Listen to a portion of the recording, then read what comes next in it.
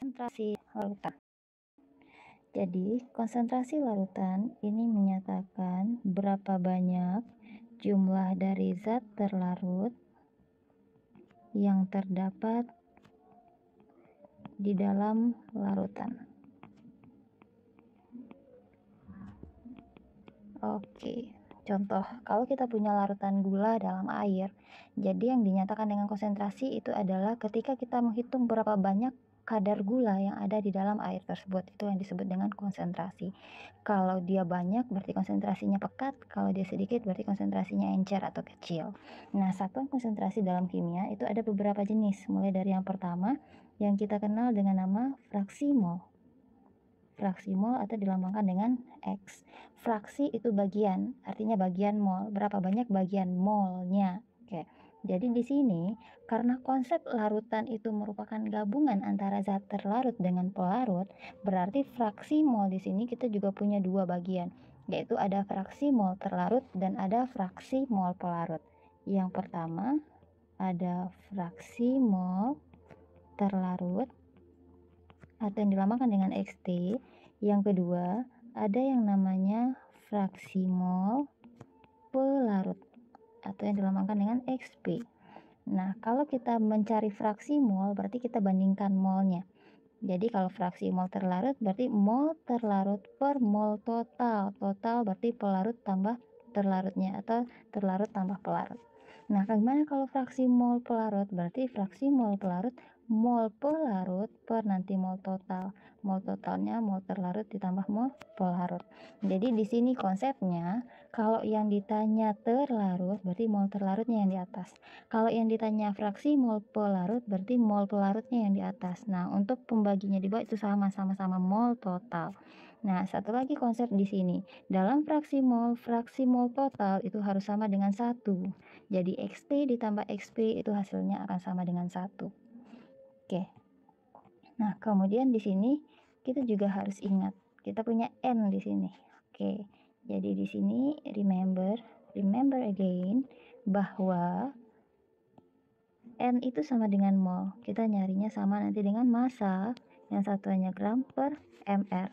Jadi di sini massa per mr. N kecil itu artinya mol, gr itu artinya massanya, mr itu artinya massa molekul relatif.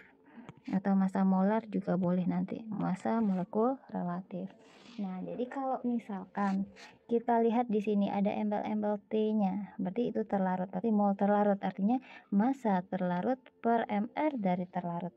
Tapi kalau yang kita cari nanti NP, berarti massa pelarut dan juga mr pelarut. Jadi sesuaikan nanti dengan soal. Jangan dikacau, kita pakai massa terlarut, mr-nya mr pelarut, itu akan salah nanti. Oke.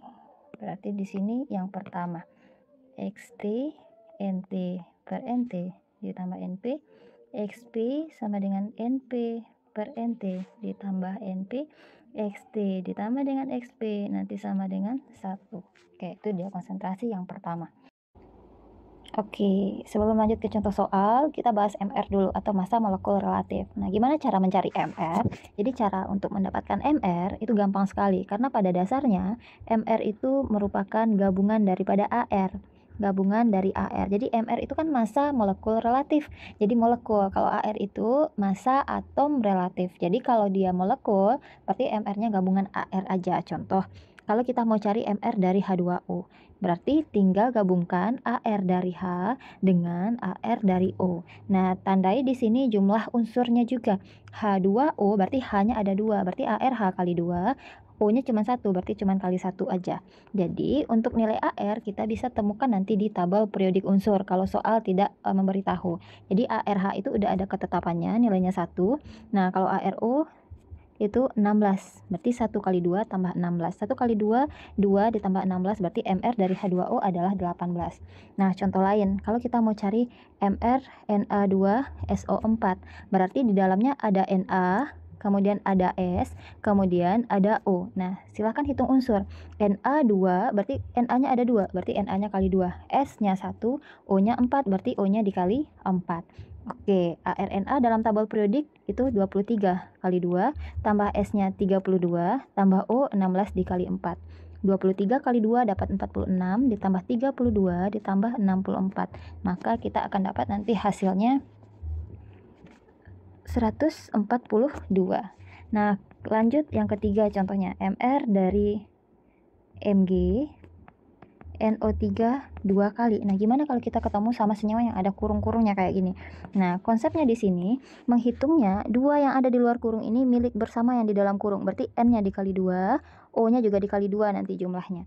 Jadi di dalamnya ada unsur Mg 1 buah, kemudian N-nya dalam kurung ada 1 dikali 2, berarti ada 2. Berarti 2 dikali N, atau kita boleh bikinnya di sini N dikali 2 ditambah O.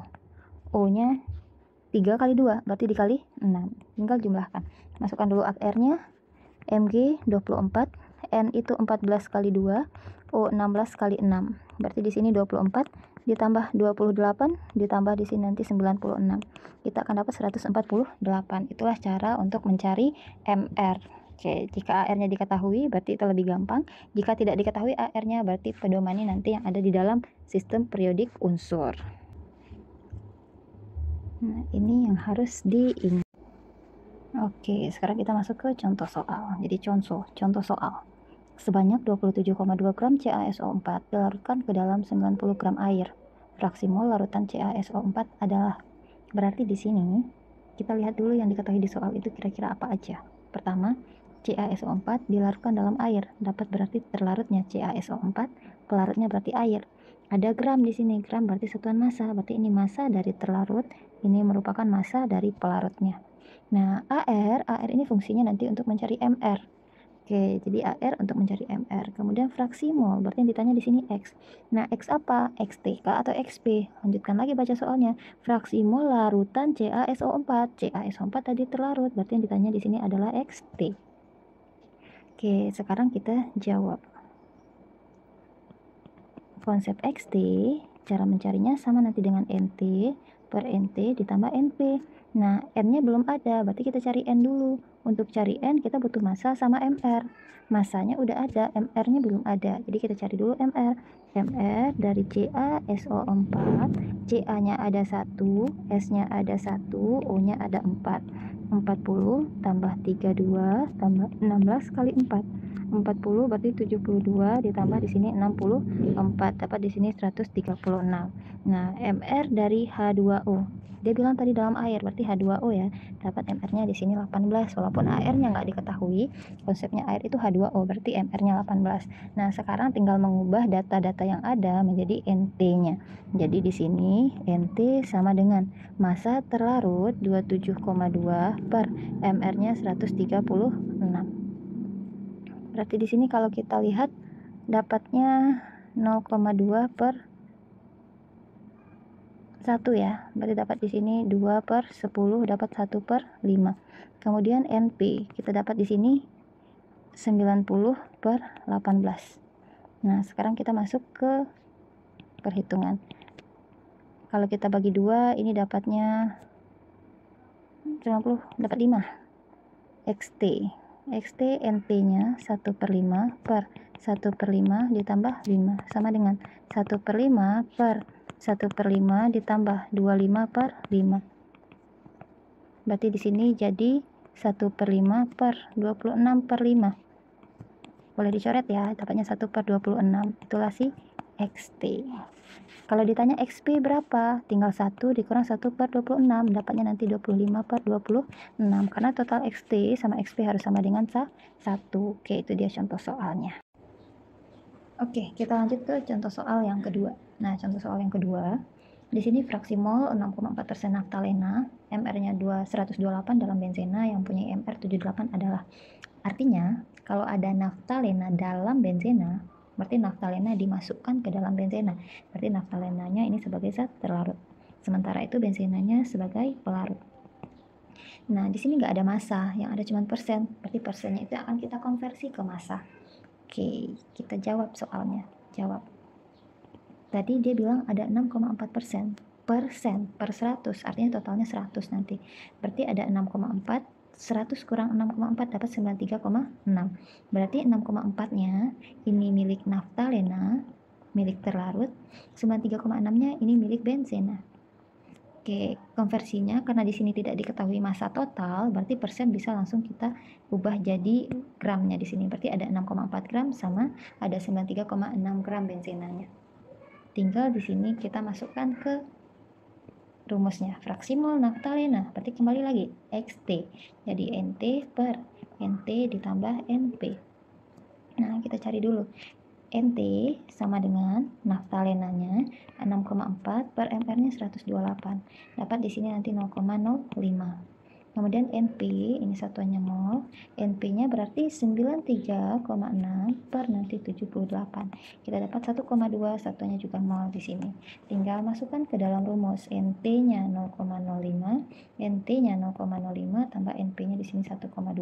Dapat 0,05 per 0,05 tambah 1,25. Oke, dapat 1,25. Nah, kalau ketemu soal yang kayak gini atau ketemu yang seperti ini, kalau ragu dengan desimalnya, kita hilangkan aja desimalnya dengan cara hitung ada berapa angka belakang koma. Berarti ada 1, 2, 1, 2. Berarti sama-sama 2 angka ya. Sama-sama kita kali 100. Kalau ngali harus adil, dua-duanya kali 100. Sehingga nanti dapatnya 5 per 125. Oke, jadi sama-sama bagi 5 aja lagi.